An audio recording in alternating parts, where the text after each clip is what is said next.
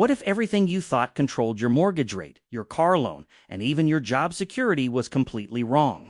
Your bank didn't set that rate. The Fed didn't either. It came from a $145 trillion market that most Americans have never once looked at in their entire lives.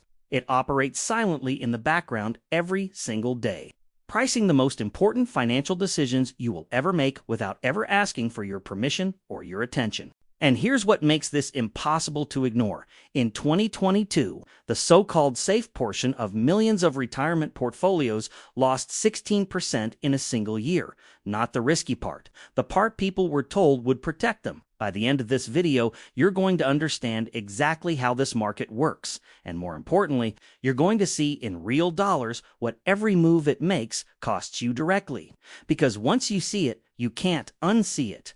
If this is already hitting different, go ahead and hit that like button. And if nobody's ever broken down how financial markets actually affect your money in real numbers, subscribe right now, because that's exactly what this channel is built for. Drop a comment below. Did you know the bond market was this connected to your daily life? A bond is one of the simplest financial instruments ever created, and yet it quietly controls more of your life than almost anything else in the economy. At its core, a bond is just a loan. Someone needs money, a government, a corporation, a city, and instead of walking into a bank, they borrow directly from investors like you. In exchange, they promise three things. They'll return the original amount you lent, called the principal. They'll pay you a fixed interest payment every year, called the coupon, and they'll do all of that by a specific date, called the maturity. That's it. That's the whole instrument. But here's where it stops being simple. The United States government is the largest borrower on Earth, and right now, the total national debt sits at $39.2 trillion. That number is so massive, it almost loses meaning. So think about it this way instead. The interest payments alone, not the debt itself, just the interest, cost over $1 trillion every single year. That works out to roughly $2.88 billion every single day. The U.S. government now spends more on interest than it does on national defense. Every dollar of that interest comes from somewhere. It comes from your taxes. And the rate the government pays on that debt isn't invented in a boardroom. It's set by the bond market, the same market most people have never once thought about. And that's exactly what makes this so personal, because the rate the government pays on its bonds is the same benchmark your bank uses when it decides what to charge you on your mortgage. The bond market and your financial life are not separate things. They never were. There is one rule in the bond market that governs everything, not most things, everything. And once you understand it, you will never look at interest rates, mortgage costs, or your retirement account the same way again. The rule is this: when interest rates go up, bond prices go down. When interest rates go down, bond prices go up. Always, no exceptions. It sounds simple, but the consequences of this single relationship rippled through every corner of the financial system. Here's why it works that way. Imagine you bought a bond for $1,000 and it pays you 3% every year. That's $30 annually until maturity. Now, a year later, the market shifts and new bonds are being issued at 5%. Suddenly, your bond paying $30 a year looks a lot less attractive next to a new bond paying $50 on the same $1,000. Nobody wants yours at full price anymore. To sell it, you'd have to drop the price all the way down to around $600 just to make the yield competitive. You didn't do anything wrong. The market moved, and your asset took the hit. That's not a hypothetical. That's exactly what happened in 2022 when the Federal Reserve raised interest rates at the fastest pace in 4 decades.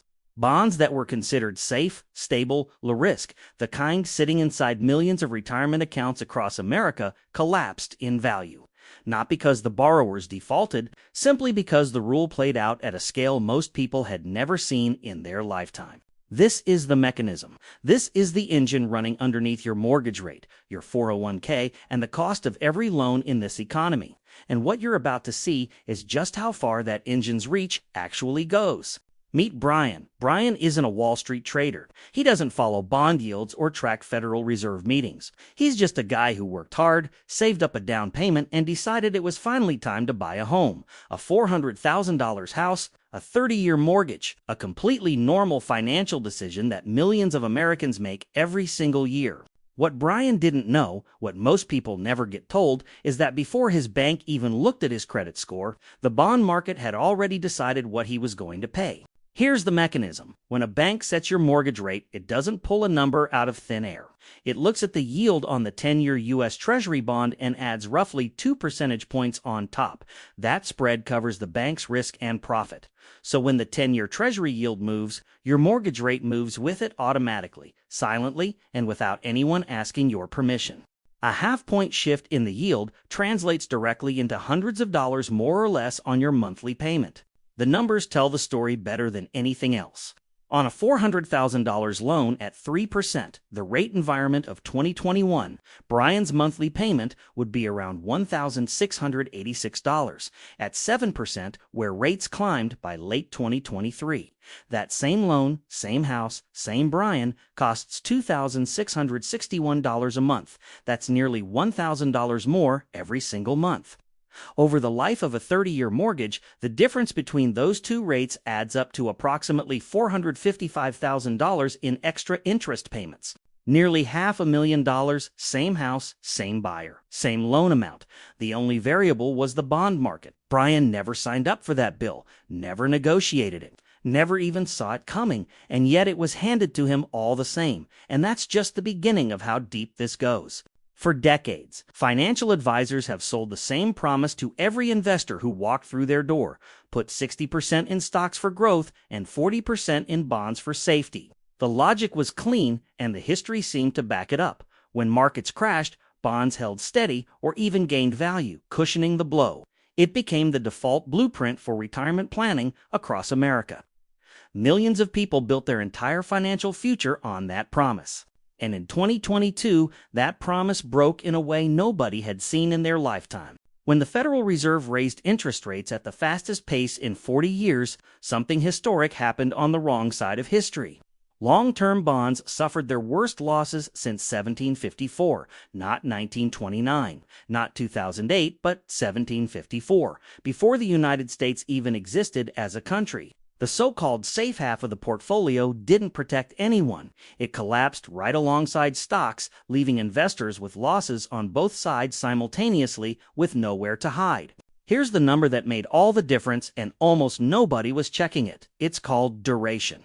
Every bond fund has it printed right there on the fact sheet, and it tells you exactly how much that fund loses for every 1 percentage point rise in interest rates. A fund with a duration of 6 loses roughly 6% when rates climb 1 point. A fund with a duration of 17 losses, 17%. Take a retiree with $500,000 in bonds. The same rate move costs her $30,000 in one fund and $85,000 in another. Same market, same rate hike. Completely different financial damage. And this is where most people get blindsided by a distinction that Wall Street rarely explains clearly. When you hold an individual bond, it has a maturity date the day you get your principal back, no matter what happened to prices along the way. But a bond fund never matures. It gets repriced every single day against current market rates, which means your losses aren't temporary. They follow you until you sell. That's not a detail. That's the whole game. The bond market doesn't just react to the economy, it reads it. And one of the clearest ways it signals stress before anyone else does is through what's called the high yield spread. This is simply the difference in yield between U.S. Treasury bonds and corporate bonds issued by companies with lower credit ratings. In normal times, that spread stays relatively tight. But when investors start getting nervous, when they sense that defaults, layoffs, and contractions are coming, they demand higher compensation for the risk of lending to those companies. The spread widens, and it almost always widens before the headlines do, before the earnings reports collapse, before anyone on the news says the word recession. When fear truly takes hold, something else happens simultaneously. Money doesn't just leave risky assets, it runs. It runs straight into U.S. Treasuries, the closest thing the financial world has to a guaranteed safe harbor. This movement is called the flight to quality, and it can happen in hours. Billions of dollars flood into Treasury bonds, pushing prices up and yields sharply down, sometimes within a single trading session. If you ever wake up and see Treasury yields dropping fast with no obvious news catalyst, pay attention. The bond market is telling you something the rest of the world hasn't figured out yet. To understand the most powerful signal of all, you need to picture a simple chart, the yield curve. On one end, you have short-term Treasury yields, like the 3-month bill. On the other end, long-term yields, like the 30-year bond. Normally, the curve slopes upward. Longer maturities pay more, because locking up money for longer carries more uncertainty. That's how it's supposed to look. But sometimes, and this is where it gets critical, the curve inverts. Short-term yields rise above long-term yields. When that happens, it means bond market investors collectively believe that the economy ahead looks worse than the economy today. Since 1955, every single U.S. recession, all 10 of them, was preceded by an inverted yield curve. Not 9 out of 10. Not most of them. Every single one. No economic model, no forecast, no panel of experts comes close to that track record. And what that inversion might be signaling right now is something you absolutely need to understand. Let's bring this back to something you can act on today, because everything we've talked about, bond yields, interest rates, duration, the yield curve, it all connects directly to a decision most people are making right now without realizing it. And that decision is leaving money sitting in a traditional savings account. The average savings account in America pays around 0.38% per year.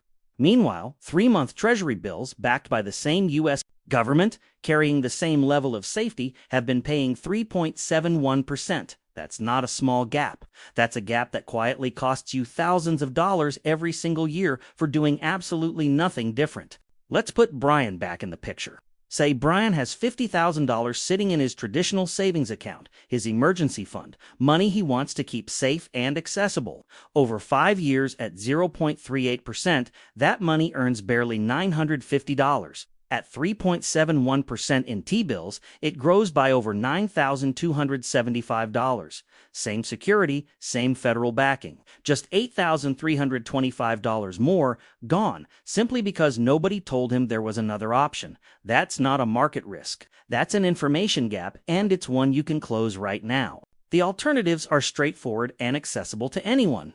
Treasury bills can be purchased directly at treasurydirect.gov with no fees and no middleman. High-yield savings accounts at online banks regularly offer rates 10 times higher than traditional banks.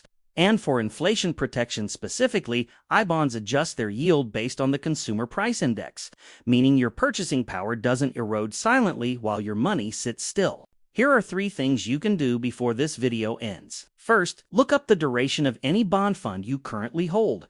That single number tells you exactly how exposed you are to rate movements.